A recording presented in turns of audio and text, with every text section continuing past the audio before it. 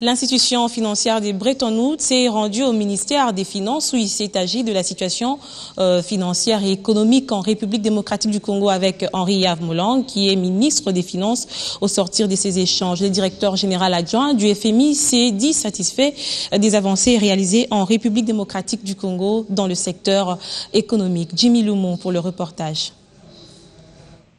Le ministre des Finances, Henri Yves-Moulang, a présenté à la délégation du Fonds monétaire international, conduite par son premier directeur général adjoint, David Lipson, la situation économique récente de la RDC. Cet exercice s'inscrit dans le souci des autorités d'informer les partenaires de la marche économique du pays. Une économie qui continue à afficher une solide performance macroéconomique. Les dernières estimations situent les taux de croissance du PIB réel en 9,5% en 2014 contre 8,5% en 2013.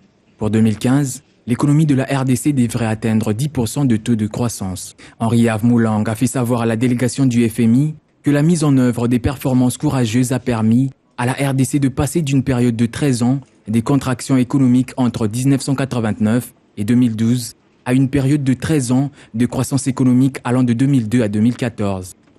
Une croissance qui reste essentiellement tirée du secteur minier. Le gouvernement de la RDC a levé l'option d'accélérer la mise en œuvre de mesures visant la diversification de l'économie et la promotion du secteur agricole et de renforcer le capital humain et l'amélioration des conditions sociales de la population. David Lipson, qui est venu se rendre compte et discuter avec les autorités congolaises sur la situation financière du pays, a salué les avancées réalisées par la RDC dans le domaine économique.